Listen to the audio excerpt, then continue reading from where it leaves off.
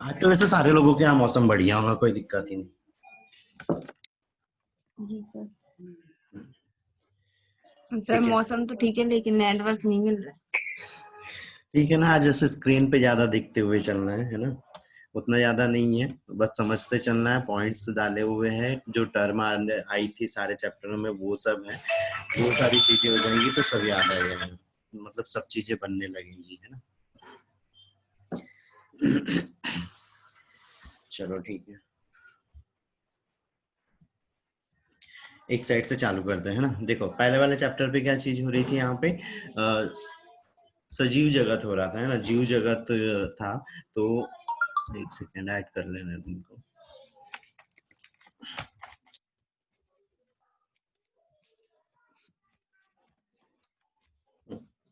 ठीक है, जीव जगत हो रहा था। जीव जगत में जो मेन बेसिक जो चीजें थी वो चीजें बताते हुए चलता हूँ, है ना। बाकी जो वो चैप्टर है उसमें फिर सारी चीजें समझ आ जाएंगी कि क्या चीज हो रही थी, है ना। तो सबसे पहले यहाँ पे एनाबॉलिज्म आ रहा है, उपापचय आ रहा है ना। तो उपापचय क्रिया क्या होती है, जिसमें जटिल अणुओं का संश्लेषण होता है, जैसे प्रकाश संश्लेषण हो गया, है ना। हमने दो प्रकार की क्रियाएं देखते हैं, एक अपचय देखते हैं और एक उपापचय देखते हैं ना। तो उपापचय, अपचय में क्या चीज होती है, जो भी जटिल अणु रहते हैं वो सरल अणुओं में टूटते जाते हैं और ऊर्जा वहां पे ऊर्जा खर्च होती है उनको तोड़ने के लिए, है ना। और एनाबॉलिज्म या उपापचय में क्या चीज हो रही थी, जो भी सरल अणु है मिलके क्या में बदलते जा रहे हैं, जटिल अणुओं में बदलते जा रहे हैं। जैसे प्रोसेस मान लो प्रकाश संश्लेषण की होगी, तो उसमें क्या हो रहा है, जो भी सरल कार्बनिक पदार्थ थे वो सारे भी मिक्स हो रहे थे और यहाँ प्रकाशीय विकिरण का अवशोषण हो रहा था और ऊर्जा का निर्माण हो रहा था, है ना।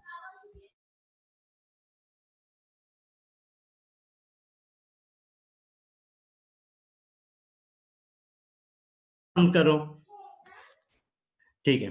दूसरी चीज सजीवों में अनुकूलन के लिए, है ना। तो सजीवों में क्या चीज हो रही थी, अनुकूलन हो रहा था और जो भी जीव अनुकूलित हो पा रहा था वो ही अपने इन्वायरमेंट में या अपने आसपास के इन्वायरमेंट में वहां पे रह पा रहा था। जो जीव नहीं अनुकूलित हो पाता है या अपने व्यवहार, अपनी जो संरचनाएं है, अपनी जो शारीरिक क्रियाएं होती है, अगर उसमें परिवर्तन नहीं कर रहा था तो किसी भी एक इन्वायरमेंट में रहने के लायक नहीं हो रहा था। और ये चीज किस में हो रही थी, सजीव में हो रही थी। उसके बाद एटीपी के लिए हमने एक वर्ड यूज किया था, ऊर्जा की मुद्रा, है ना, या कोशिका की ऊर्जा मुद्रा क्या होती है। तो वो क्या रहता है, यहाँ एडिनोसिन ट्राई फास्फेट रहता है और ये क्या होता है, एक ऊर्जा का अणु होता है जो शरीर के अंदर में सारे जीवधारियों में जितनी भी यहाँ पे उपापचय क्रियाएं होती है उससे निर्मित हो रहा है। साथ में यहाँ पे जो भी दूसरी अदर प्रोसेस होते रहती है, जितनी भी बॉडी की फंक्शनिंग होती है उसके लिए ऊर्जा चाहिए होती है। तो एटीपी का अणु वो सारी प्रोसेस के अंदर में मिल के उसको ऊर्जा देता है। फिर उसके बाद जंतु जगत, तो जंतु जगत में क्या चीज हो रहे थे, यहाँ पे सारे card data, non card data, मतलब मेन अगर बोलना चाहिए तो यहाँ पे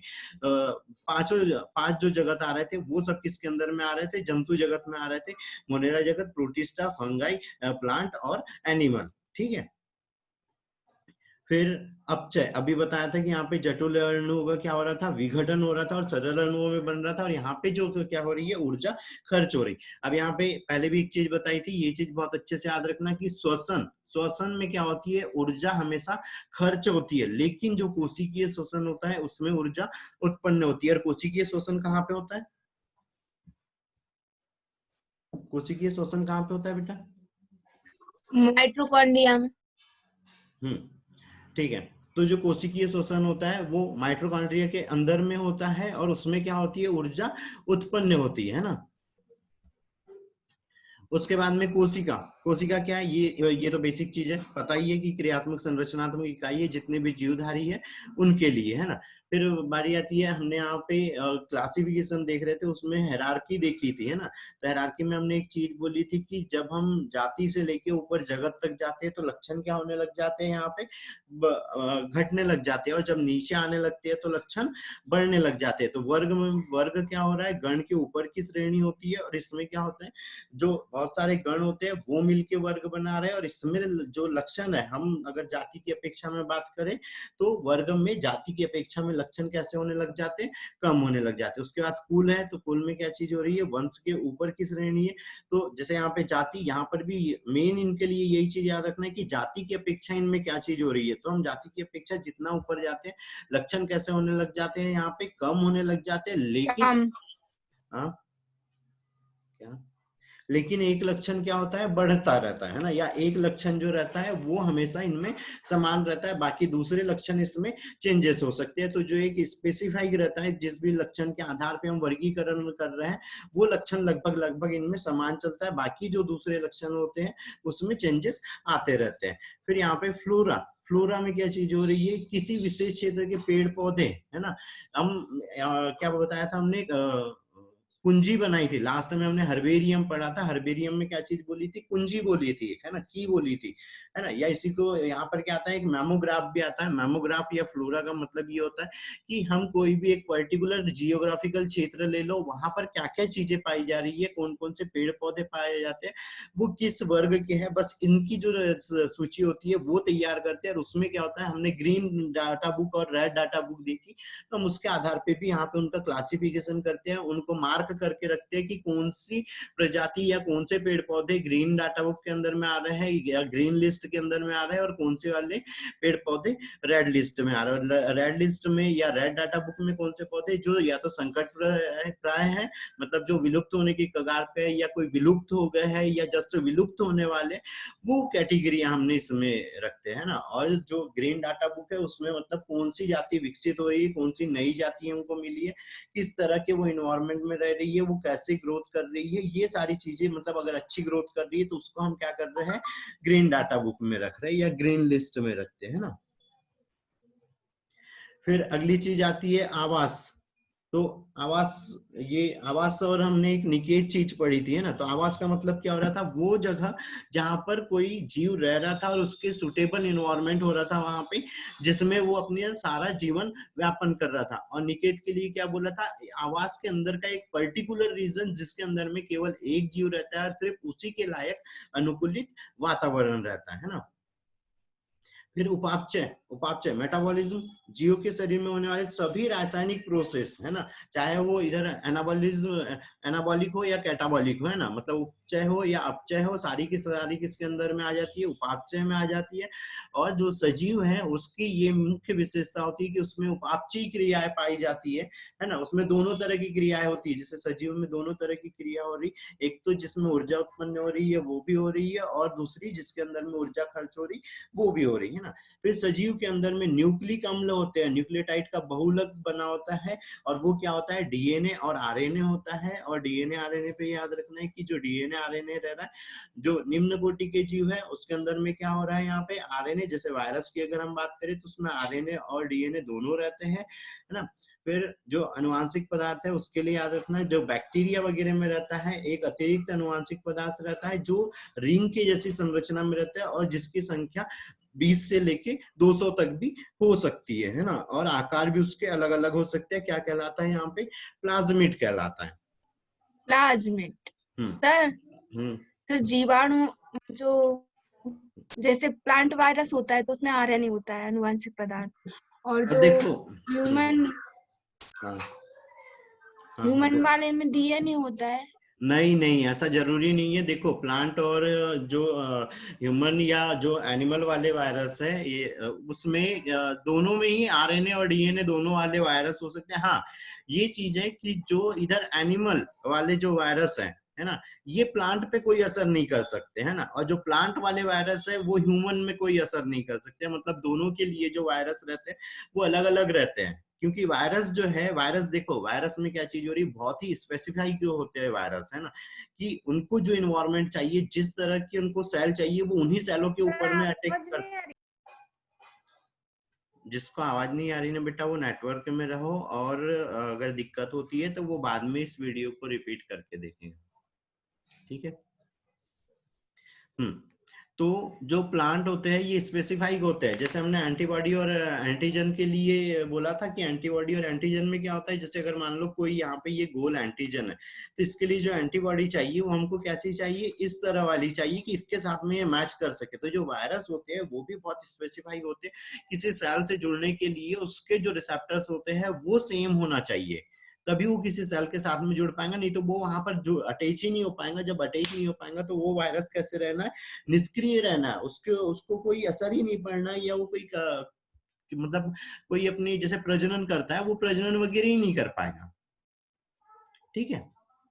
तो जो ह्यूमन और जो एनिमल वायरस रहते हैं दोनों, मतलब प्लांट और एनिमल वाले रहते हैं वो अलग अलग रहते हैं। दोनों तरह के वायरस हो सकते हैं, डीएनए और आरएनए भी।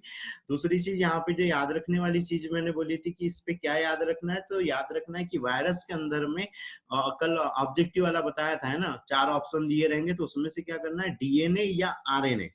ठीक है, ये वाला ऑप्शन रहेगा। या तो उस वायरस के अंदर में डीएनए ही रहेगा या तो फिर उसके अंदर में वायरस ही रहेगा। दूसरी कोई चीज रहती है तो वो फिर क्या रहता है, उसके अंदर में प्रोटीन रहती है। ठीक है। ठीक है। फिर वर्गीकरण कुल के ऊपर की श्रेणी हो रही है, तो ये तो वो हायरार्की में आ जाते हैं ना।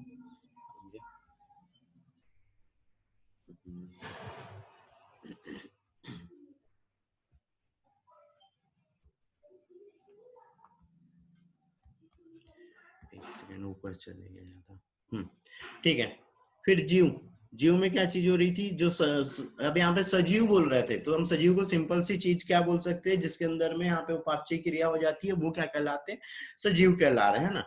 फिर यहाँ पे फाइलोजेली, फाइलोजेली का मतलब क्या हो रहा है, किसी भी जीव का विकासीय, मतलब क्या बोलना चाहिए, जीवों के समूह का विकासीय इतिहास देखना, जैसे एक तरह से बोलना भ्रूण की, है ना।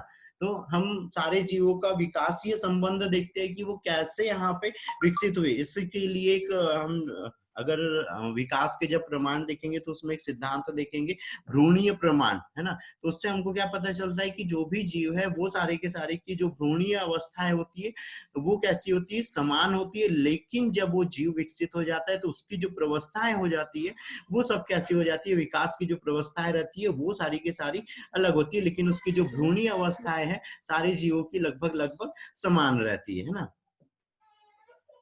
फिर समष्टि, समष्टि में एक ही सिंपल सी चीज यहाँ पे याद रखना, एक वर्ड में याद रखना, किसी विशेष क्षेत्र में, किसी विशेष क्षेत्र में रहने या विशेष क्षेत्र और विशेष समय में रहने वाले जीव क्या कहलाते हैं, समष्टि कहलाते हैं। फिर यहाँ पे एक और लाइन दी हुई, जीन पूल की सहभागिता हो, जीन पूल की सहभागिता हो मतलब जिनमें क्रॉसिंग ओवर वगैरह हुआ हो, जातियां आपस में मिली हुई हो और फिर वहां पे पूरी की पूरी एक जनसंख्या विकसित हुई हो, तो वो चीज क्या कहलाती है, यहाँ पे समष्टि। ठीक है। फिर मृतोपजीवी, मृतोपजीवी सड़े गले कार्बनिक पदार्थों से अपना भोजन प्राप्त कर रहे हैं। हमने अलग अलग प्रकार की यहाँ पे पोषण वीर्या देखी है। स्वपोषी, स्वपोषी में कैसे रहते हैं, प्रकाश संश्लेषी रहते हैं, और दूसरे जीव क्या रहते हैं, रसायन संश्लेषी रहते हैं ना, जो केमिकल्स के द्वारा ऊर्जा उत्पन्न करते हैं और फिर अपनी जो प्रोसेस है, जो अपनी मेटाबॉलिक जो प्रोसेस रहती है उसको कंप्लीट करते हैं। और प्रकाश संश्लेषी में क्या हो रहा है, प्रकाश संश्लेषण कर रहे हैं और फिर अपनी ऊर्जा उत्पन्न करके अपनी क्रियाएं कर रहे हैं। प्रजाति, फिर प्रजाति में क्या आ रहा है, एक ही प्रकार के जीवों को जो आपस में प्रजनन कर प्रजनन समय जीव उत्पन्न कर सकते हैं। ठीक है। यहाँ पे प्रजाति या जाति याद रखना है, ऐसे जीव जो क्या कर रहे हैं, आपस में अंतः प्रजनन कर रहे हैं। अब ये चीज यहाँ पे एक विशेषता रहती है जाति की, जाति के जीवों के बीच में क्या हो रही है, अंतः प्रजनन होता है। अंतः प्रजनन होता है। सर आवाज अटक रही है। हाँ सर, आपकी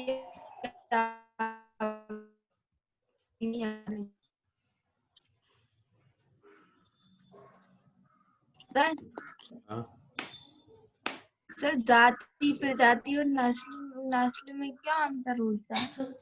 प्रजाति का मतलब एक जीव हो गया और जाति का मतलब एक जैसे जीवों का समूह हो गया।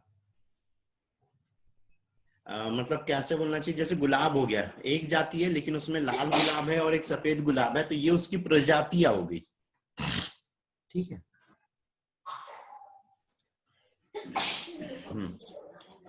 फिर ये टैक्सॉन बताया था, किसी भी वर्गीकरण की श्रेणी के जीवों का जो संघ बनाया होता है एक जैसे, वो क्या कहलाता है, यहाँ पे टैक्सॉन कहलाता है, वर्गक, है ना। ठीक है। इतने पॉइंट्स में किसी को कोई डाउट है?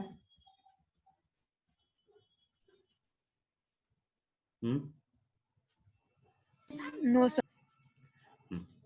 ठीक है, एक सेकंड रुको। ठीक है। अब ये जो यहाँ तक तो ये इस चैप्टर की टर्म थी, है ना, कि क्या क्या टर्मिनोलॉजी आती है ना। अब ये जो पॉइंट्स है ये बहुत अच्छे से याद रख लेना, है ना। इतने पॉइंट मिस नहीं करना है।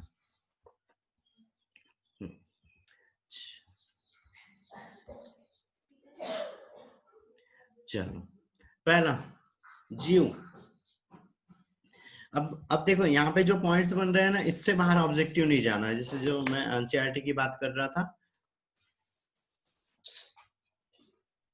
एनसीईआरटी की बात कर रहा था कि हर एक पॉइंट या हर एक वर्ड से यहाँ पे ऑब्जेक्टिव आना है। दूसरी चीज एनसीईआरटी के जो क्वेश्चन रहना है ना, जेएनटी का तो उतना उतना वो नहीं है कि कितने मतलब आएंगे, 50-60% उसमें भी एनसीईआरटी वाले ही रहना है। लेकिन जो नीट वगैरह होगी उसमें तो 80% क्वेश्चन उसी के रहना है, एनसीईआरटी के लाइनों के रहना है, एनसीईआरटी के वर्डिंग्स की रहना है ना। तो ये पॉइंट्स बहुत अच्छे से कर लेना है ना, देखते हुए चलना। कहीं पे भी कोई भी पॉइंट अगर नहीं आता है समझ में तो वो बोल देना। अच्छा ये स्क्रीन पे कर्सर दिख रहा है? दिख रहा है? यस सर दिख रहा है। ठीक है ठीक है।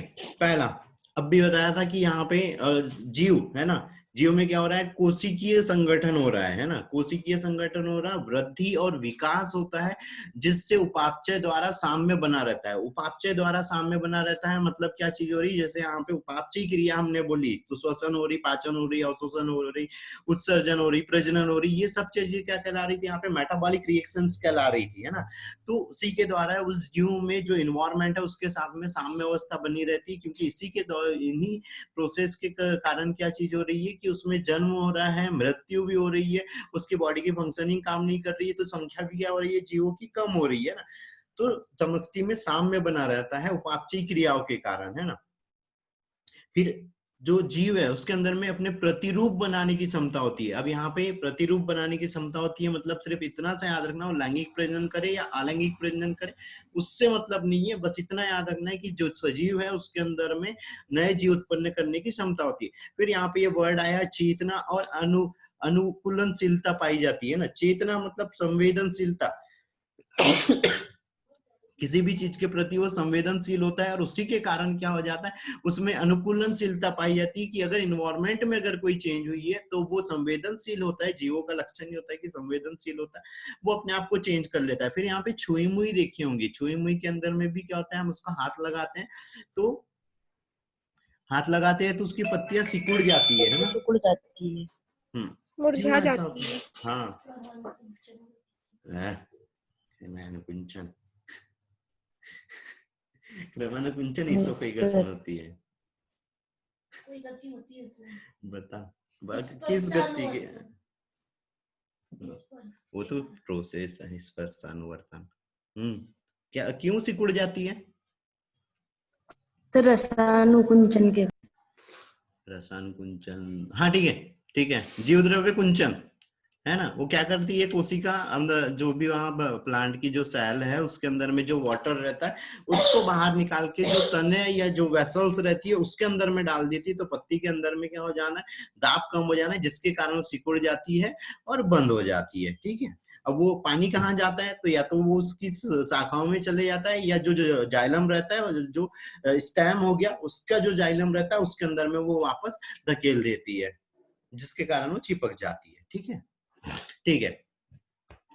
अगली चीज जीव जगत में विविधता, विविधता के लिए बताया था कि सारे जीव क्या हो रहे हैं, बहुत सारे अलग अलग है। यहाँ पे याद रखने वाली जो चीज है, वो याद रखने वाली ये चीज है कि जो भी जीव विविधता पाई जाती है वो कितनी रहती है, 20 बोलो 23.5 क्या है आगे बेटा, ये 23.5 क्या है आगे?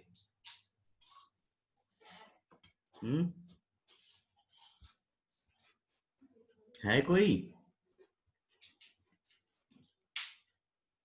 सर क्या पूछा आपने? सर आपने बताया था ना 23.5 नॉर्थ टू 23.5 साउथ।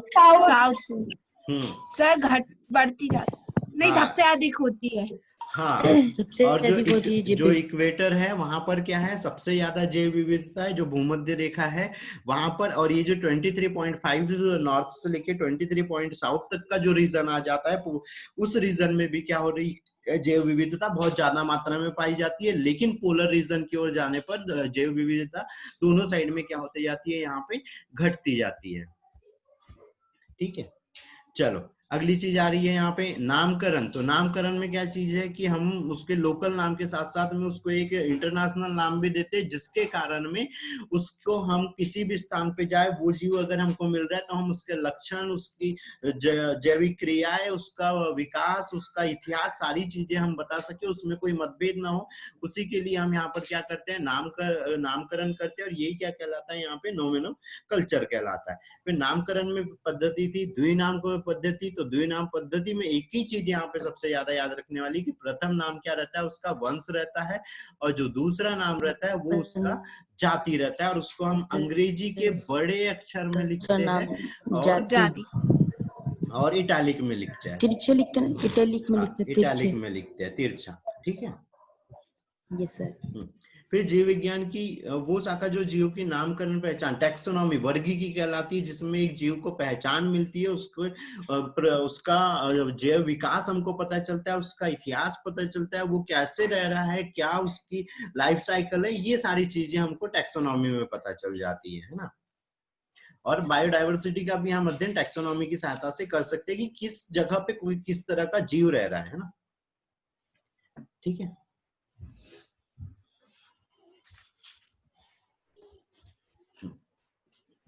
फिर ये वर्ग क्या टैक्सॉन अब भी बताया था, है ना।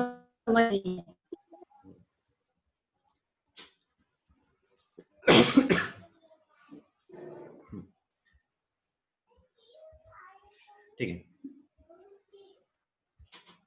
तो ये टेक्सोन वाला वर्ग वाला बता दीजिए, टेक्सोन वाला। टैक्सॉन मतलब ये चीज हो रहा है कि हम एक जैसे लक्षण वाले जीवों की एक श्रेणी बना लेते हैं और उनको एक साथ में रख देते हैं, है ना।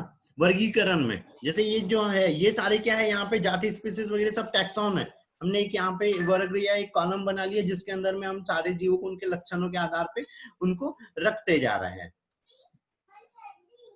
ठीक है। फिर यहाँ पे बताया था जो संवर्ग या जो कैटेगरिया है, इसकी हायरार्की हमको याद रखना है कि कैसे और किसके बाद कौन आ रहा है ना। यहाँ पे भी ऑब्जेक्टिव दे सकता है। वो हमने एक फ्लो चार्ट जैसा देखा था जब हम नोट्स वाला एक्सप्लेनेशन देख रहे थे, तो ऐसे बना हुआ था ना। ऊपर साइड में यहाँ पर क्या हो रहा था, किंगडम था, है ना, और नीचे साइड में क्या चीज हो रही थी, स्पीसीज हो रही थी। अब वो कैसे ऑब्जेक्टिव दे सकता है, हो सकता है वो एक यहाँ का वर्ग गायब कर दे, गण गायब कर दे, या ऑर्डर गायब कर दे और बोलेगा एबीसी पे कौन आ रहा है ना, या बीच में कोई नाम दे दे। तो इस तरह से हमको याद रखना है। या तो फिर उसका जो सीक्वेंस है, घटते से बढ़ते में जमाने के लिए, बढ़ते से घटते में जमाने के लिए हमको बता सकता है। ठीक है। ठीक है। दूसरी चीज जाति। जाति को सबसे ज्यादा याद रखना है। एक तो ये इकाई के रूप में कि एक यूनिट है वर्गीकरण की। दूसरी चीज अंतः प्रजनन करने वाले जीव एक जाति का निर्माण करते हैं। ठीक है। अंतः प्रजनन करने वाले।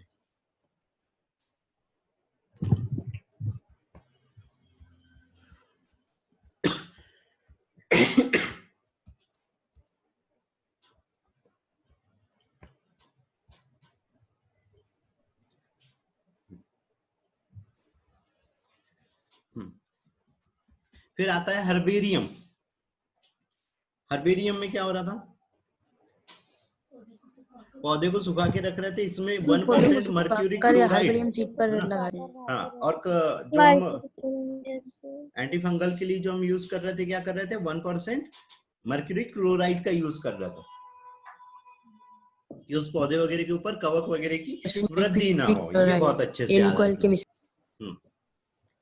ठीक है। फिर आते हैं बॉटनिकल गार्डन और जूलॉजिकल गार्डन, है ना। दोनों तरह के गार्डनों में क्या होता है, जो भी जीव है उसका हम संरक्षण करके रखते हैं, जो विलुप्त होने की कगार पे, या जिसके अंदर में यहाँ प्रजनन बहुत ज्यादा नहीं हो रहा है, या जिसका आवास वगैरह नष्ट हो गया है, वो। फिर बताया था 12 मेगा डाइवर्सिटी एरिया है हमारे टोटल वर्ल्ड में। और जो हमारा जो इंडिया है, ये क्या है, 3rd नंबर की मेगा, या जो हमारा इंडिया है वो मेगा बायोडाइवर्सिटी के अंदर में आता है। ठीक है। मेगा और आवाज। ठीक है। मेगा बायोडाइवर्सिटी और माइक्रो बायोडाइवर्सिटी, इसका मतलब ये चीज होती है कि सर आवाज नहीं आ रही है।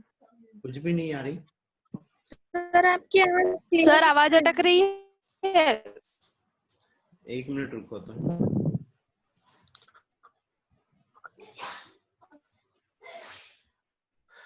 अगर डिस्कनेक्ट होता है तो फिर से कनेक्ट करना।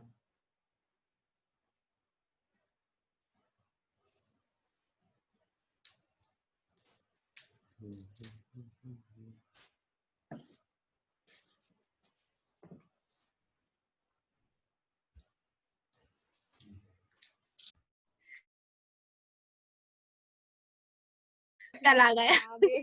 अच्छा सर आ गए क्या? आ गए आ गया आ गया। नहीं आ गए आ गए। सही, सब तैयार हो जाते हैं एकदम, है ना? सही है, मौका नहीं देता हूँ ना। अच्छा है, बीच में नेटवर्क चल जाता है तो थोड़ी सी बात करने को मिल जाती है ना। सही है, ठीक है। तो यहाँ पर क्या चीज बता रहा था, मेगा बायोडाइवर्सिटी और माइक्रो बायोडाइवर्सिटी। माइक्रो मतलब ये चीज हो रही जहाँ पे कम विविधता पाई जा रही, वो वाला क्षेत्र। और हमारा जो इंडिया है ये किस में आ रहा है, मेगा डाइवर्सिटी में आता है। ठीक है, ठीक है। दूसरी चीज, लास्ट वाली चीज आती है कुंजी या की। इसमें याद रखना है, जब हम वर्गीकरण कर रहे हैं तो हम कुछ पॉइंट्स लेते हैं जिनके आधार पे हम क्या करते हैं, जीवों की पहचान करते हैं, है ना, उनका वर्गीकरण करते हैं। तो वही चीज यहाँ पर क्या कहलाती है, की कहलाती है। अब वो हम उसके लिए कुछ भी यूज कर सकते हैं। जैसे हम बोलते हैं पक्षी, तो पक्षी की विशेषता हम क्या ले लेते हैं कि उसके अंदर पंख उपस्थित होंगे, वो उड़ सकता है, हड्डियां खोखली होंगी, है ना, चोंच उपस्थित होंगी। दूसरी चीज अगर हम इसी की अपेक्षा में ले उड़ने की क्षमता, तो हम जंतु के लिए बोल देंगे कि उसके अंदर में उड़ने की क्षमता यहाँ पे नहीं पाई जाती। तो हम किसी सामान्यताओं के आधार पे हम किसी जीवों की पहचान करते हैं, उसके लिए जो हमको पॉइंट्स चाहिए होते हैं वो क्या कहलाते हैं, यहाँ पे की कहलाते हैं। ठीक है, हाँ सर।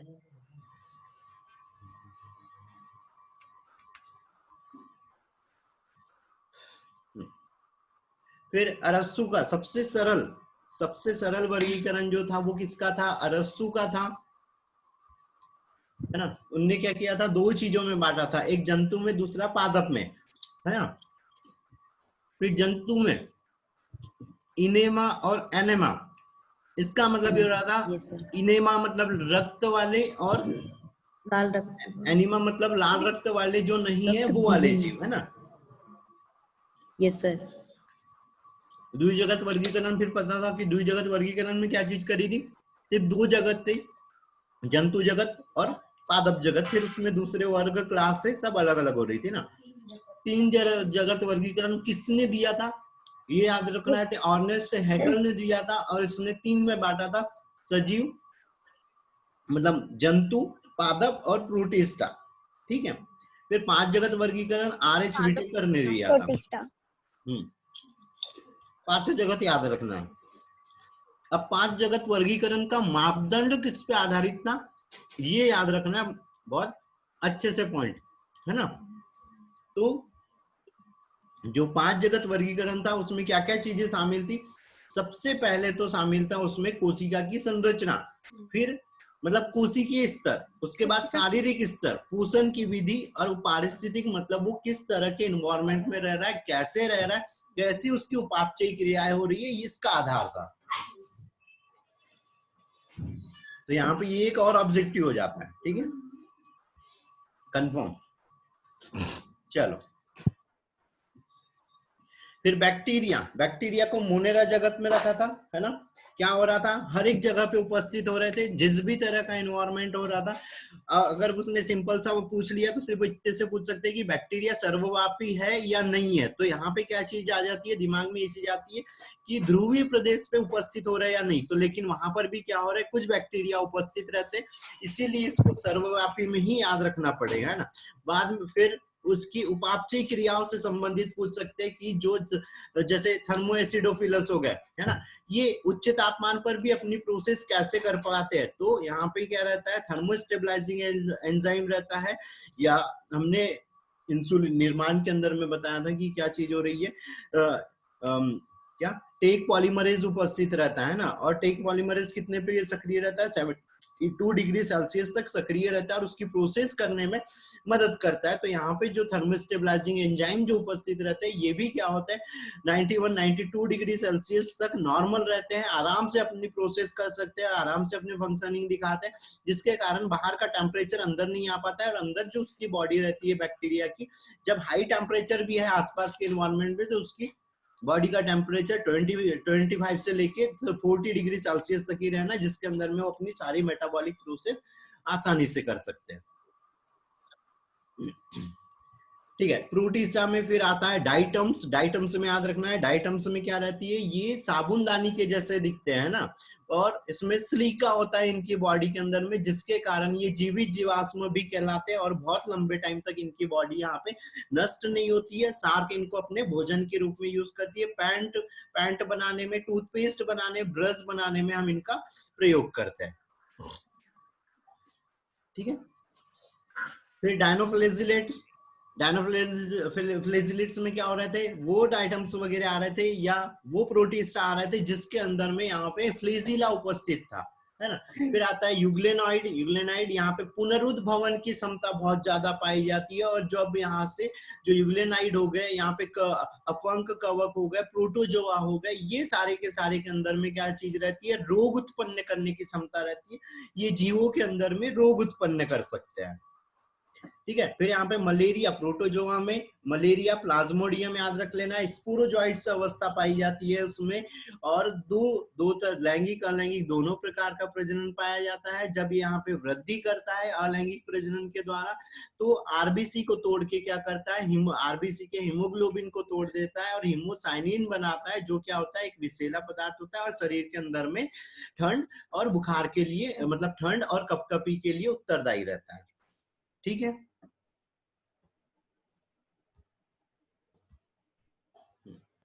Yes sir. फिर कवक के अंदर में ये सब कैसे है, अधिकतर क्या है, परजीवी है, कुछ इसमें सहजीवी भी है, और ये सभी जगह पर पाए जाते हैं, है ना। फिर सहजीवी के अंदर में शैवाल के साथ में जब ये सहजीविता दिखाते हैं, तो फिर क्या क्या करता है, शैवाल के साथ सहजीविता दिखाता है, क्या कहलाता है वो, लाइकेन कहलाता है। और कवक का क्या कार्य होता है लाइकेन में, कवक का कार्य,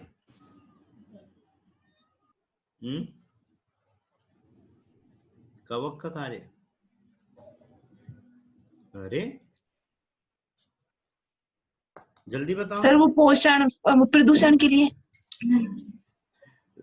वो तो सूचक है, लाइकेन तो वो सल्फर डाइऑक्साइड के लिए वो अलग चीज है। अभी लाइकेन और लाइकेन में कवक और शैवाल के बीच सहजीविता किस चीज की होती है, कैसे वो सहजीविता दिखाते हैं एक दूसरे को, क्या करते हैं एक दूसरे के लिए, पोषण के लिए आश्रित रहते हैं एक दूसरे को, वो आश्रित रहते हैं एक दूसरे पर। तो वही तो मैं पूछ रहा हूँ, आश्रित तो रहते हैं, लेकिन किस चीज के लिए आश्रित है दोनों एक दूसरे पे, सहकारिता, सहकारिता।